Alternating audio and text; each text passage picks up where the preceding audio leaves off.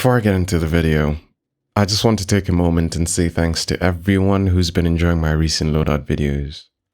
You guys have been absolutely insane with the love and I appreciate it.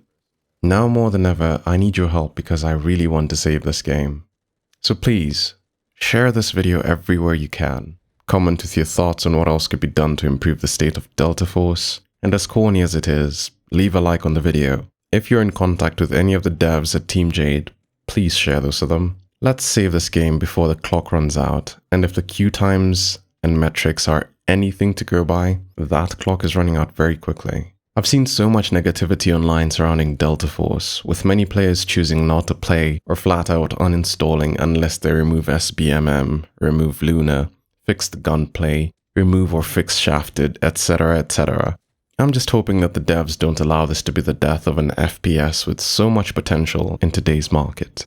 For many of us FPS veterans, the 5th of December 2024 was a date we looked forward to. A month later, the future looks uncertain. By now, we have learned to spot the things that kill FPS games from miles away, and quite a few of them are present in Delta Force. This is a letter to the devs, and I hope they are listening. I will present the greatest problems with the game and provide actionable solutions for each of them. I'm a Warfare player, so I will not be covering operations, but I am sure that there are creators who are already on top of that. Without further ado, let's dig in.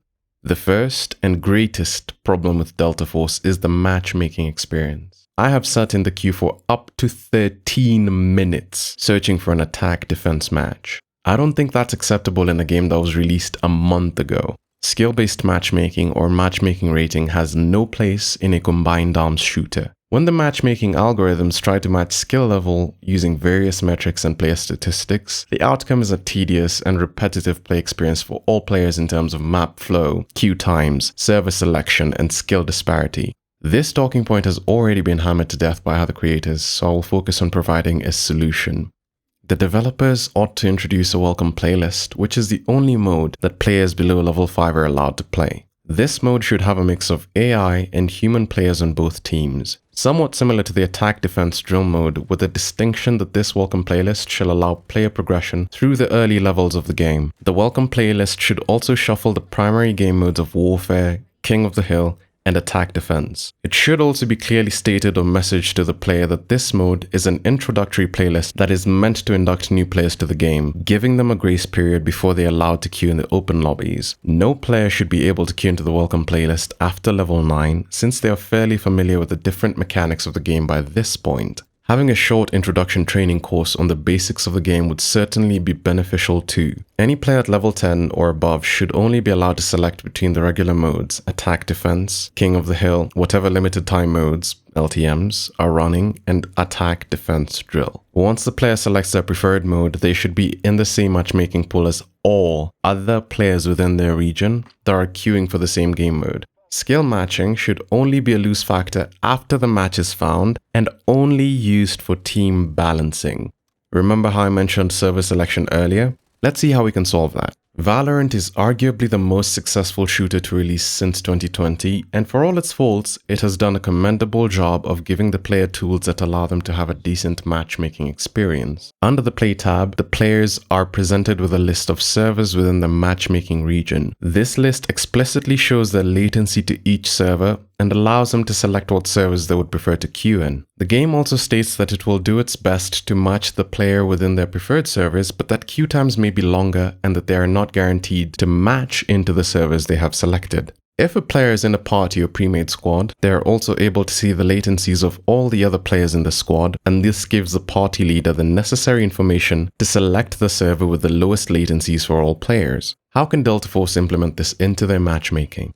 First is to have a server selection drop-down that lists the different server locations in order from least latency to highest latency. The player or players should be able to pick the servers that they prefer to queue into. The players should then be put into the matchmaking pool of these servers, prioritizing in order the lowest latency for all players in the party, then the population of the matchmaking pool of the different servers. At no point should skill rating be factored before a match is created. Skill matching for team balancing should only be done within a few seconds after the players have been put into a match. The developers have already confirmed that there will be more server locations introduced in the near future, which is commendable. For mine and the sake of other MEA, Middle East and Africa players, I hope that they add game servers in Bahrain, Dubai, and South Africa. To quickly recap, here's how the developers can fix matchmaking. 1. Introduce a welcome playlist that is exclusively for new players below level 10. 2. Remove skill-based matchmaking from the matchmaking algorithms and only use skill matching for team balancing. 3. Add a server pick system where players can select their preferred servers. And 4.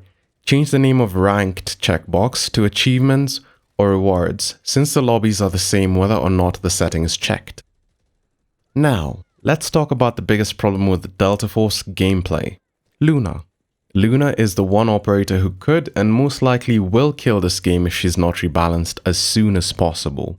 By the way, this information may be made irrelevant in light of the news about new agent coming out in Season 2, who is potentially worse and more annoying. But back to the script. Wall hack abilities do not have a rightful part in a combined arms shooter. This is exacerbated by the fact that her wall hack abilities negate all smokes and flanking. If we're to make reference to Valorant again, Luna is similar to Sova, but there are big differences that make Sova work and Luna not. It's also important to mention that Sova required multiple balance patches over years to bring him in line with the rest of the roster.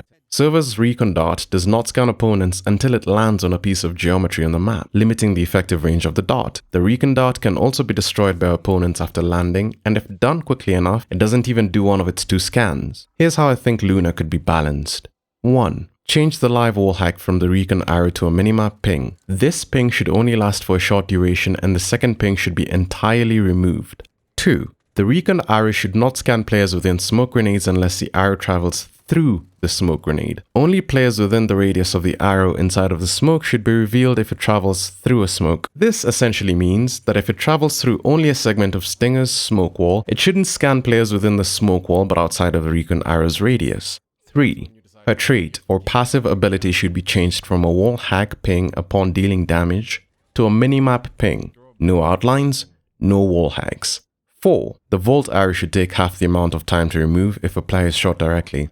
And on top of this, since wall hacks do not belong in this kind of game, please remove the wall hacks from defenders when the time comes to extract. Leave them on the minimap. Sure, have them constantly scan on the minimap, but do not have them wall hacked.